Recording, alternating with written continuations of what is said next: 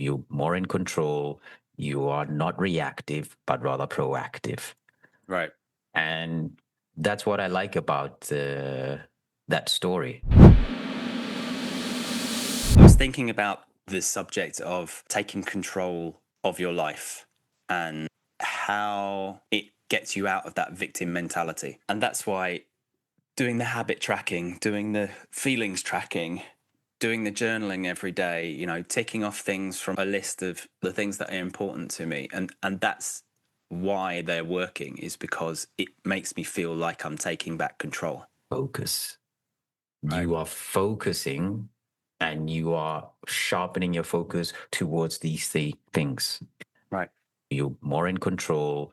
You are not reactive, but rather proactive. Right.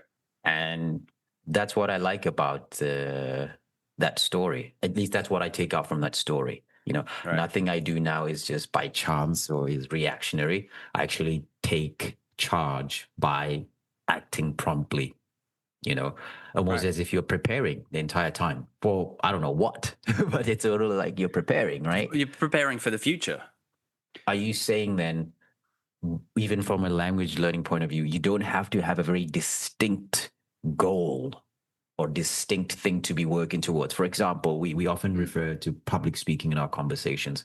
You don't necessarily have to be preparing for your next business presentation or your next business meeting. You can just be preparing in case you are pulled into an emergency meeting.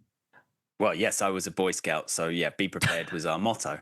Uh, no, I want to clarify everything that I'm doing personally is tied to a greater goal, Okay. Yeah. right? Everything. The goal is I want to be a better parent. I want to be a better coach. I want to be able to grow and enjoy the podcast. There are goals in mind for all of those areas. I specifically have areas of parenting that I want to work on. So I'm working on those. I specifically have the goal of being a full-time coach instead of a full-time teacher. And so therefore, I'm learning more about coaching techniques. The things that I have included that I'm tracking, that I'm working each day, learning more about, are very much tied to things that I want to achieve in my life in the future. And I think that being very clear and specific with what those goals are is something that is very important.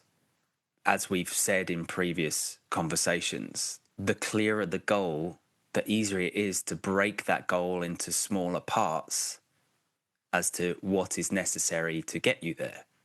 Is it a daily routine in terms of breaking it down into actionable steps, smaller Okay, actionable so steps? here's how I do it. This works for me. I've broken down my goal into different parts. I know that a lot of what I need to do is learning at the moment. A lot of it is reading Yeah. or watching videos or gathering knowledge, gathering information.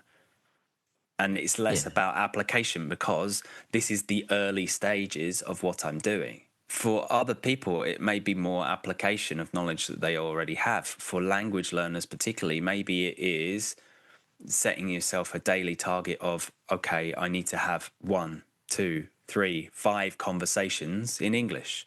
The way that I've structured it is, how much time am I spending learning about these subjects? So I've committed for a lot of the bigger ones, I've committed to 15 minutes a day learning. 15 minutes doesn't sound like a lot, but actually it's enough time that you can learn a lot of information without being overwhelmed by the amount of information that you've learned. Something that I've been doing longer than teaching people about communication is working on myself, finding ways that work for me. I have more experience of doing that than I have of sharing it. With all of these things that we talk about, this is what we do. This is what we do with clients. This is what we recommend. It doesn't work for everyone. Don't take our word as gospel. Do what works for you. You know yourself better than we know you. And therefore, follow your intuition. If we say something like, oh, do reading and listening, and you go, no, that's not going to work for me, then don't force yourself to do it, because then it becomes work. It becomes an obligation, which is the complete opposite of what we're recommending to you. Oh, preach, brother, preach. We're not, what we're saying isn't the gospel as such, but please do preach, brother.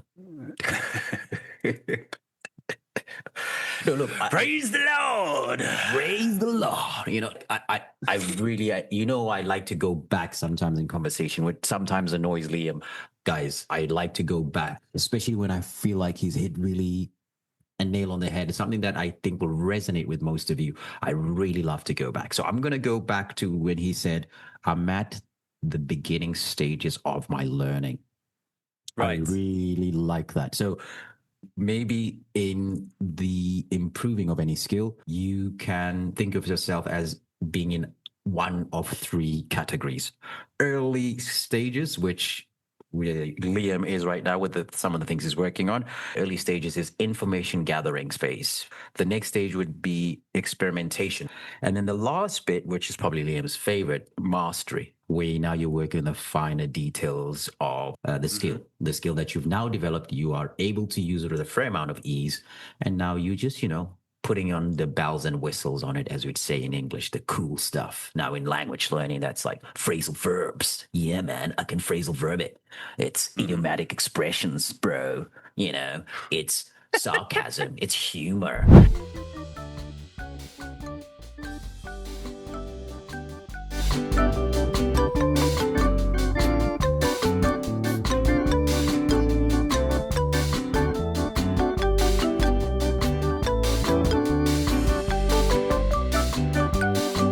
How important is it for our audiences to identify where along the journey they are, early experimentation and mastery, and why? I think it's important, yes. I think most people that watch this podcast are probably either mastery or experimentation. It really depends. I would put B2 plus learners less in the information gathering. Most of them have got the information that they need in terms of the language. And then it's just experimenting with it, being creative with it, and mastering it. This is the area that is the challenge for B2 particularly. But the beautiful part about the information gathering stage is that you can apply this to every time you start a new cycle of learning. If you go into the information gathering stage with curiosity, even if you're a C1, what areas of your life do you feel like, okay, I probably don't have much language around that? If you went to live in an English speaking country, would you be able to buy and run a car? Would you be able to get an MOT, get a tax disc? What's the language that you need for running a car? The different parts of the car. Do you understand what would be working, what isn't? Because that's the kind of thing that you're not going to use at work. But if you live a life in an English speaking country, that's the kind of thing that's going to be useful knowledge. Can you do that in the second language? We often find ourselves a lot in this situation. People who do what we do. We have clients who have no issues whatsoever communicating in English in relation to anything that's connected to their jobs. But when they're looking to connect with their clients on a more deeper level, they find themselves, they may have depleted the English, so to speak. So the business speaking, business English, brilliant. General English, a bit of a difficulty. How can we help those particular clients? Like, what would you recommend as daily actionable steps that will help them to develop presence, not just in business English, but in general English as well? Before you get started, work out how much time you want to spend on doing this. For me, it's 15 minutes. Maybe for you, it's 5 minutes, 10 minutes. I don't think more than 30 minutes a day is necessary, to be honest with you. I think it will become too overwhelming too quickly in terms of having a busy life. So the first question is, realistically, how long? Define how much time you have, definitely. Once you've done that, then the first step is to brainstorm. Sit down and think about, okay, what do I do in my daily life as a native speaker that I have language about that I don't have in my second language? That could be day one. You can spend 15 minutes just writing it down, a list of situations that you could easily handle in your daily life in your native language that I might be okay in my second language, but I probably got some gaps in terms of vocabulary or feeling or confidence of speaking to someone in that situation. And then once you have a list, start working through your list. Take one Now, subject per day. And what you'll find is that as you go, as you start learning about one subject, it's going to be like Alice down the rabbit hole. If you follow your curiosity with you, it's going to lead you to other subjects. Information gathering stage is all about curiosity. It's not about, oh, I have to do this in a fixed robotic kind of way. No.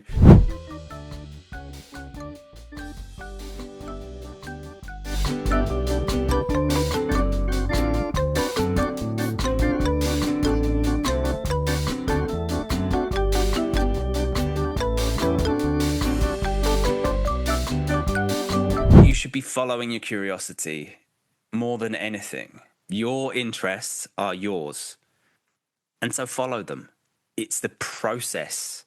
It's going through that process of finding the information that makes it interesting. It's not for me to tell you what that information is. It's for you to go, I want to learn about this today. I partially agree with you because I'd like us to take a step off the beaten track for today. The beaten track for us is mostly business English and communication in business English, which, let's be honest, some of our clients at B2 don't really have so many issues with that. It's the general English connecting. Now, curiosity is a great thing. I do agree for experimenting and learning and so on. But if we're trying to set a routine, a daily routine in relation to our language acquisition skills, I don't think there's much room for curiosity there. I think very little room. Maybe the curiosity is helpful in defining what I wanted to do. But once I've defined what I want to do, I keep doing the same thing over and over again, much like how we started today's conversation. The things that you are tracking are things that you were doing over and over and over again. So I'm not sure curiosity has a place when we're trying to, I disagree. develop it. I Develop disagree. a daily routine in anything. How you use that time is up to you. I don't do the same repetitive tasks every day because that gets boring after a while. At least 1 or 2 days a week, I'm following my curiosity. Like, oh yeah, I stumbled on this article. I'm just going to read that instead of the usual book that I've been reading. There is room for curiosity by setting a time. How you use that time is free to you. I disagree. As long as it's still on topic, it doesn't matter how it doesn't matter if you are using that time in a different way. I think when it comes to building habits, and we're now talking about daily actionable routines in language learning that will help you be present, I think you need structure. You need curiosity to want to learn and to experiment, but you need structure. And I think when it comes to language learning, you need to spend an equal amount of time developing all the skill areas, because the danger of being curious is that you might end up just developing one area. I've had clients like this in the past that I send them something to read, I send them something to listen to, and then maybe sometimes I send them something to write. Now, often people will follow their curiosity. So that means they'll do the thing that they like to do. So the ones who are auditory learners will only listen to the podcast. And then you go 2-3 months down the line and you've developed incredibly in relation to your listening and comprehension skills, because that's the only thing you really enjoy doing. So that's the thing you keep on doing and doing and doing and doing. But all the other areas suffer in turn. Your speaking doesn't improve that much. Your writing doesn't improve that much. Your reading doesn't improve that much because you simply do not work on those skills. But you're very happy that now you listen to the podcast twice as opposed to the 4 times that you needed to understand the details a couple of months ago. And that, for me, is because of curiosity. Oh, I'm curious about this article and this, and I'm just going to follow my curiosity. With language learning and developing habits in language learning, you need to practice all four skill sets. Now, you can experiment and be curious about, okay, today I'll read the business section of the newspaper. But tomorrow, if I do reading again, I'll read the politics. The day after that, I'll read this, I'll read that. And same with the podcast, and same with this. You can experiment with the information, but you need to have a pretty set target in, I'll spend X amount of time on this skill, X amount on this skill, X amount on this skill, X amount on this skill. You can be playful with that time, whether it's going to be 15 minutes a week or let's say half an hour a week on speaking. You can decide how to divide it up. Continuing to practice all the skills is very important. I agree with you on that.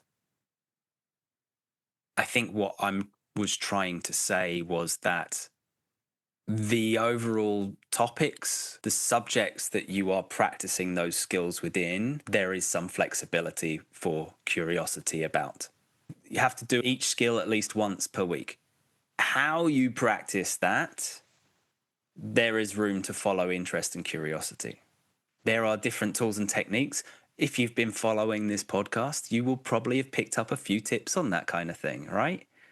So how you do it doesn't have to be the same. You don't have to do, okay, my 20 minutes listening has to be a podcast. No, it doesn't have to be a podcast. Well, is curious in the right word there? Wouldn't it be experiment? Wouldn't experiment be more the right word? Because remember I said today, I'd like us to get off the beaten track and focus more on general English as opposed to business English, which is generally, how many times I use the word generally there? General, Generally, general, like, hi, Captain, general there. All right. Not Captain, general. Higher in rank. Yeah, general is higher than the captain. Yes, right? very much higher. Yes. Okay. So obviously, my knowledge when it comes to the military and how things there you work. Go. This is an area for you to look into, right? Exactly. So could we perhaps be using the wrong word here? Then should the right word to use? Wouldn't it be experiment rather than be curious as such? I want to go one step further than experiment and say play. Be playful, I think this is playful because experimentation can, for some people, can sound a little academic, whereas play is more creative. And I think this is what I suggest. What works for me is be creative with how you apply these things. It doesn't have to be the routine. Is in how much time you spend and tracking that you've spent that time doing that thing and working on the different skills, okay? The creativity comes from what you're learning and how you're applying that, which is, as we said at the beginning, is the experimentation stage, but it's the play stage, it's the fun part.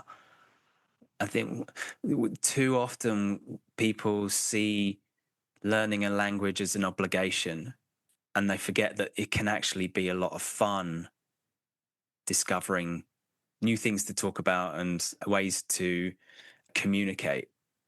It's actually a lot of fun to feel more like yourself in your communication in your second language in the same way that you do in your first.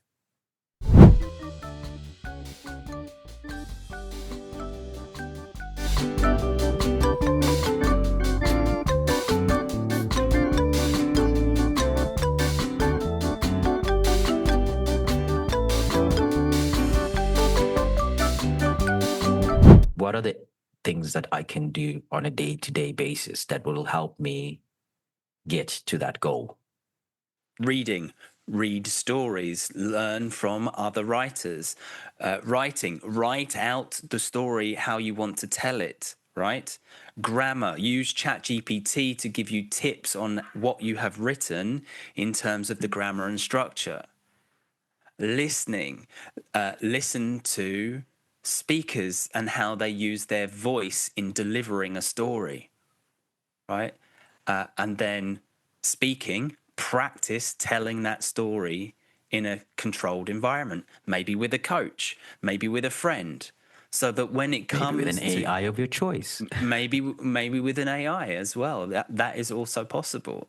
So you can take you can do this, that that's five areas. You can do that. You can take storytelling, and that can be your goal. I want to be a better storyteller. And you can practice all of the different skills of learning a language within the subject of storytelling. In terms of the daily habits to create more presence when you're speaking, are there any other examples of something that people can do in their daily preparations for conversations? Is there something else you would recommend to include in that routine? I always recommend that people listen, because after speaking, listening is generally one skill that people struggle with, because there are many things to factor in with listening. The accent, how exposed you are to the accent, how quickly the other person is speaking, how informed you are about the subject that's been discussed, because there are so many factors that are included. I always use listening as a good place to start practicing daily presence in conversation, because without a doubt, when listening to a podcast specifically, and I often go podcast as my B2, because you have two or three people speaking, and podcasts try to follow sort of like a more natural way of conversing, where people don't interrupt each other so much and so on. But that's a great place to practice presence, because without a doubt, doesn't matter where you are on the level of English B2 C1, when listening to two native speakers speaking on a podcast, there will be phrases and words that you do not know. It will happen. I can guarantee you. And that's why I always recommend that, to practice presence. So to practice being okay with not knowing every single word. So Right. that's why I'm actually sending you the podcast. Yes, I'm also sending it for you to learn idiomatic expressions, phrasal verbs, because that's language that is regarded as informal language when it comes to written language. But in spoken language, phrasal verb, idiomatic expressions are Right. neutral. So whether you're socializing or in They're more business common wise, as well, right? exactly. It's also a nice way to build familiarity with people. Sometimes I remember when I first moved here, people would say words to me like timid, and I was like, oh man, that guy's so formal. Like it made it a little bit difficult for me to sort of connect with a guy. And it was as simple as generally using English that's very formal, Mm, which is usually the case with some of the people we work with. right. So yeah, listen, because listening will help you develop the skill of maintaining presence even when you hear something that you didn't understand. Okay. We've What talked a previously about the difference between active and passive listening. So are you recommending a mixture of both? Because listening to a podcast can be quite a passive activity. No, I'm recommending active listening. Passive Okay. listening is for sounds and familiarizing yourself with the sound of the language, so that the sound of the language isn't so foreign. It could also be very useful in picking up accents or identifying accents. But here, active listening is what is needed for you to be able to practice being present, even when you didn't completely understand what was said yet. Right. It's hard to do. If we're practicing presence, it must be active listening, you know. Mm. But I've got to say, I'm an auditory learner. So that comes more naturally to me, listening.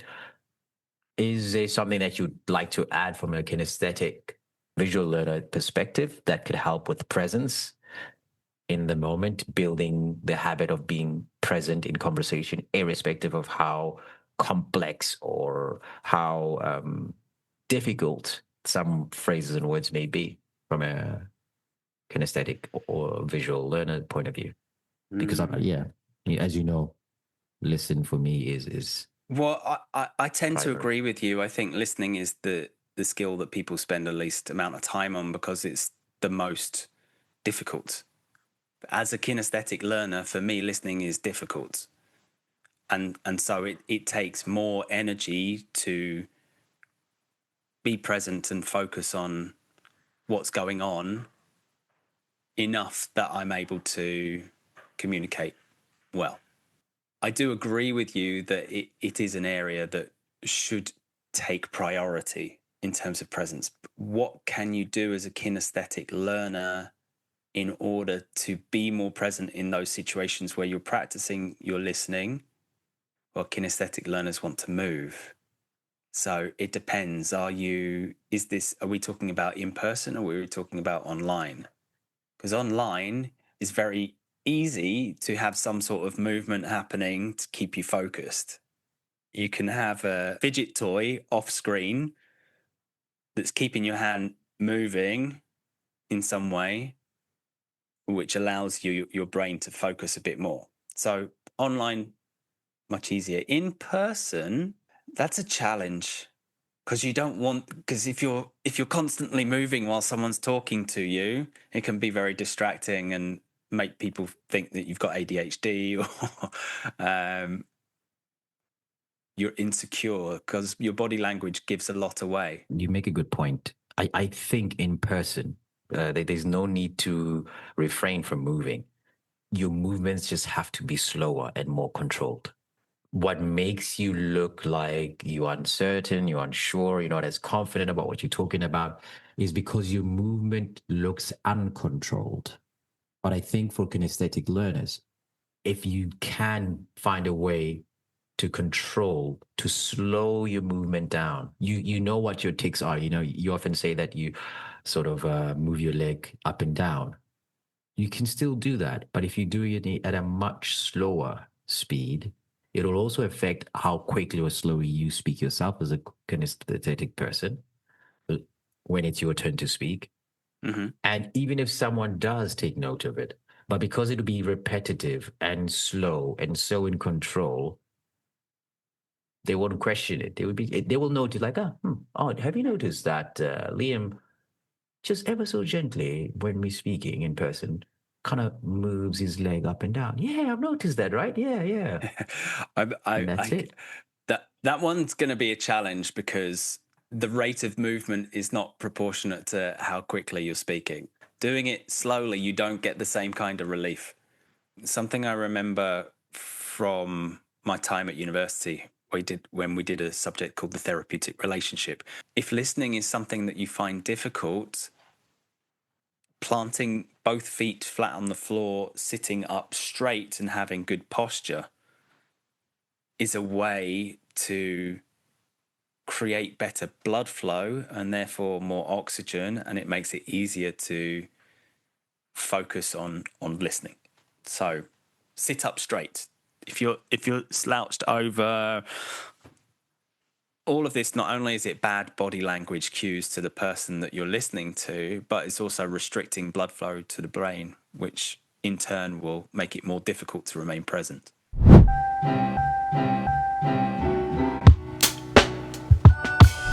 Breath. Very good. Breath. Breathe. Breathe. Breathe. Or breath. Breath. Okay. Okay, we got the TH at the end. Yeah. Breath. Fantastic. Thank you. It's really great. Thank you so much.